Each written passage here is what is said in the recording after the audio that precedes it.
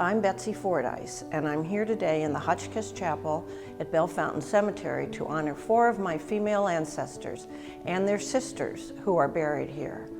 Their lives span from the writing of the Constitution in 1787 to the time the vote was federally granted to women in 1920. I have chosen them because their work and influence led to the inclusion of women's rights in our democracy.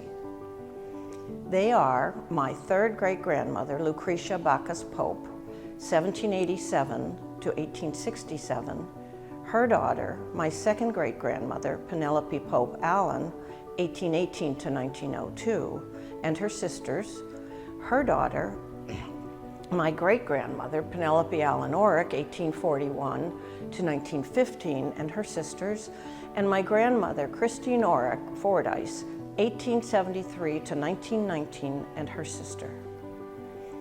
Although our founding fathers based our democracy on the Enlightenment ideals of liberalism, emphasizing the sovereignty of the people versus the monarchy, the people at that time were defined in practical terms as adult white males. Individual liberty, including freedom of speech and religion, voting consent of the governed, ownership of property, and an educated populace, were put forth as safeguards of democracy.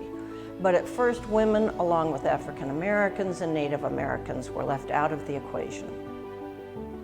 Slowly, over time, despite much opposition, women became educated, won the right to own property, divorce, and eventually vote in local and presidential elections.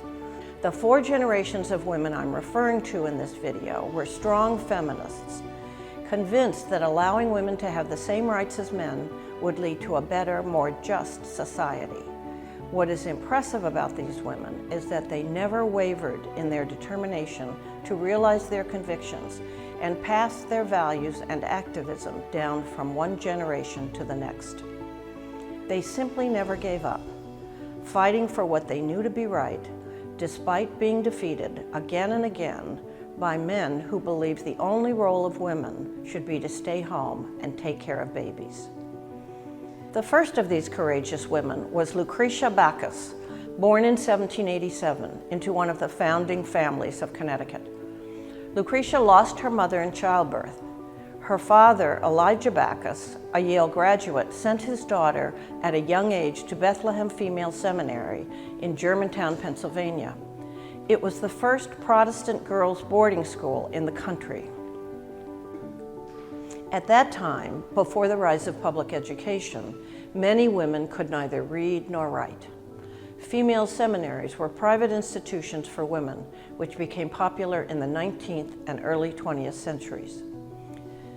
Bethlehem Female Seminary, called Moravian University today, was established in 1742 by a countess from Czechoslovakia who belonged to the Moravian Church, an early Protestant sect of Christianity, which believed in equal rights for men and women, and that if you educate the woman, you educate the family.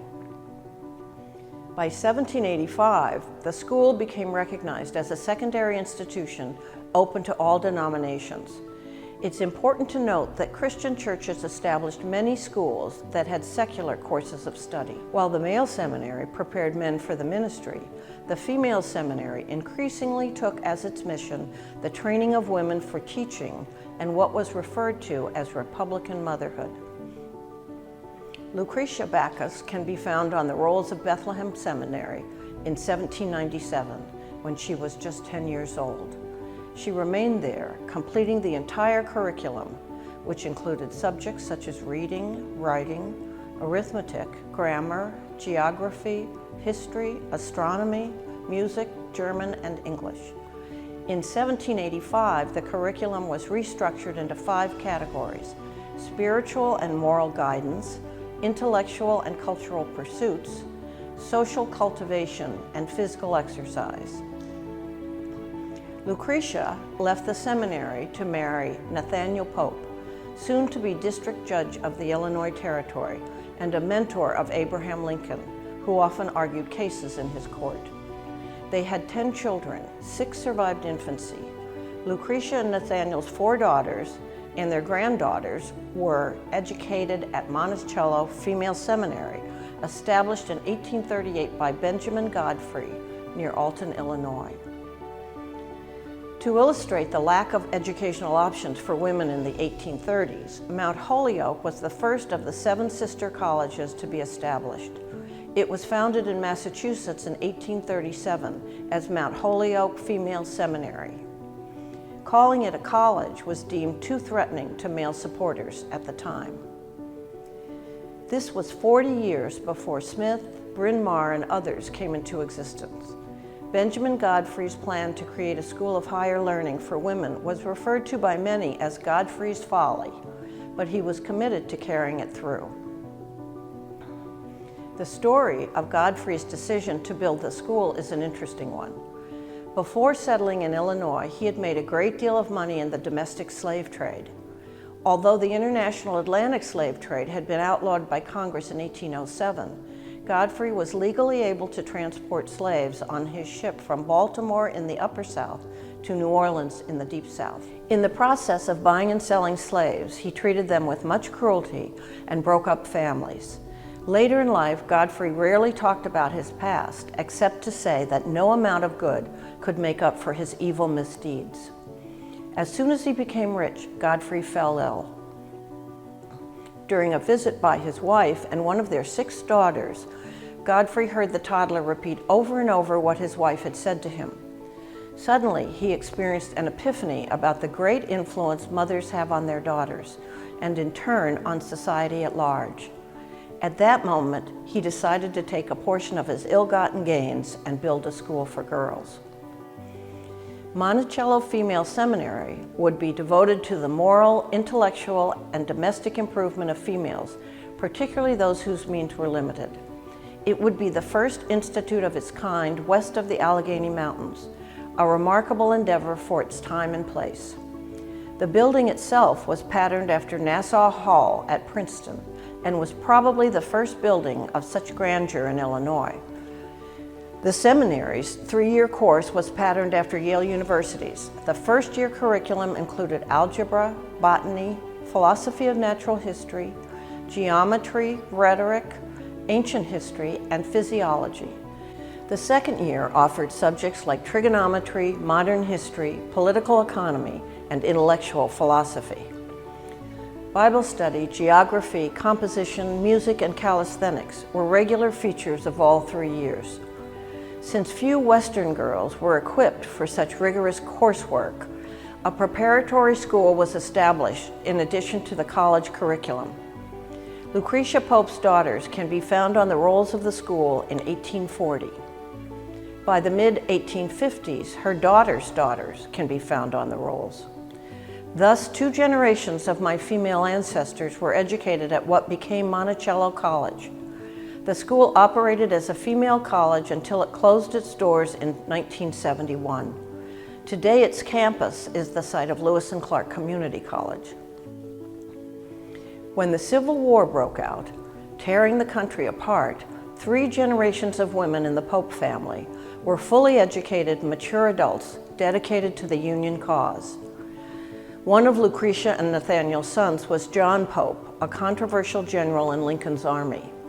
One of her daughters had married James Yateman, a civic leader who built 15 hospitals under the auspices of the Western Sanitary Commission.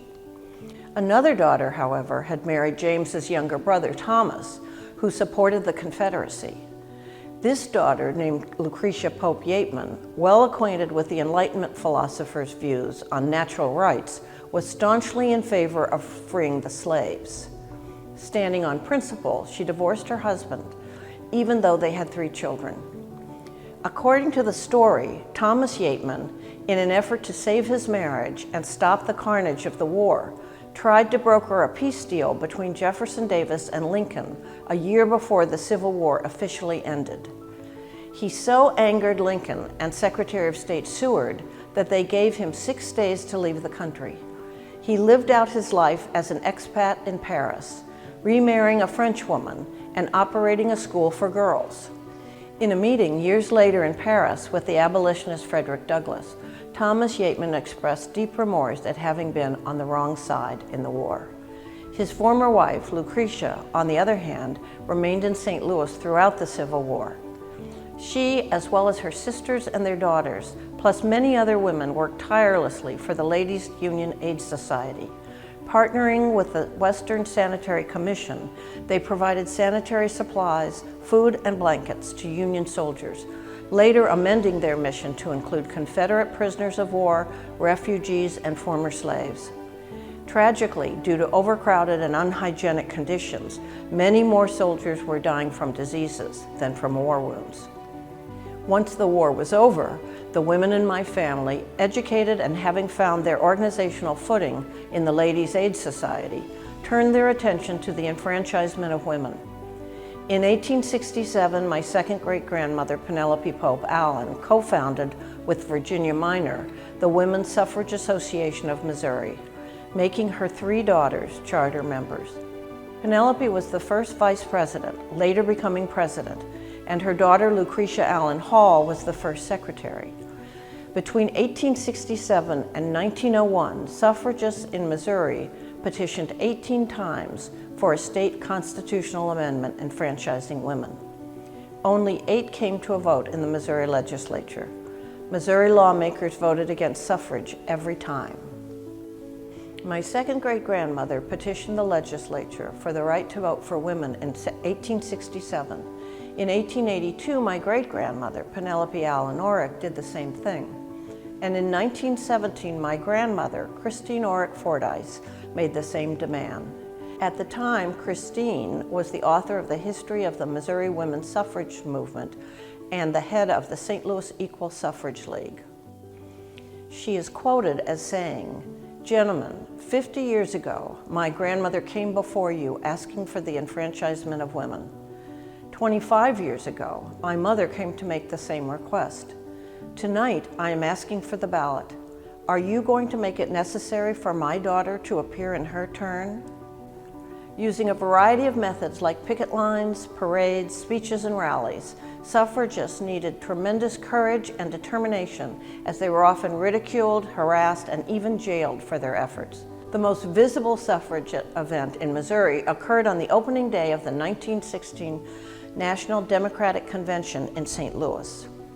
A walkless, talkless parade of over 3,000 women was organized to demonstrate that without the right to vote, women's voices were silenced. Lining both sides of the street, which the delegates walked down to reach the convention hall, the women stood in solemn dignity, wearing white and carrying golden parasols. The event became known as the Golden Lane. The women of Missouri finally got the vote in June of 1919. My grandmother didn't live to see it because she died of the Spanish flu in April of that year, but she had to know it was coming. Although all 4 generations of my female ancestors worked for the empowerment of women over a period of 130 years, not one of them actually got the chance to vote in a general election. And yet they never faltered in their devotion to the cause of women's rights.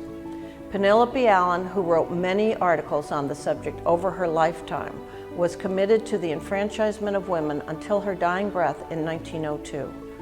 One of her daughters, Lucretia Hall, a staunch suffragist like her mother and sisters, died in 1882 at the age of 46. At the top of her tombstone, inscribed in big letters, is her maiden name, Lucretia Pope Allen. Down below, in very small letters, is written, "Wife of George D. Hall." Despite the obstacles they faced, these suffragists succeeded in winning many rights for women over the years. The women of Missouri gained the freedom to divorce, own property, and vote in school board elections. And all the while, their opportunities for higher education were increasing. For instance, my grandmother, Christine Fordyce, and her sister, Florence Pettis, graduated from Smith and Bryn Mawr colleges at the turn of the century. They taught at Mary Institute until they were forced to resign their teaching careers because they married. Today, thankfully, married women are no longer barred from teaching. My great-aunt Florence's daughter, also named Florence, graduated from Bryn Mawr in the 1930s, went on to medical school, and became a GP on Park Avenue in New York. She never married. Today, women have more options and autonomy than ever before, but we are still fighting for parity with men as the political pendulum swings back and forth. In conclusion, researching these valiant women has been both humbling and ennobling. Humbling because growing up I knew next to nothing about them. I probably wouldn't have been all that interested anyway, since as a young person I had no real appreciation of what came before me. That might be why it said youth is wasted on the young. It's ennobling as an older person to fully understand that life is lived on a continuum. Our lives grow from the actions of people who came before us. At the same time, we do, as the writer Parker Palmer points out, live in the tragic gap. We make the best choices we can based on the values we hold, not knowing where they will lead.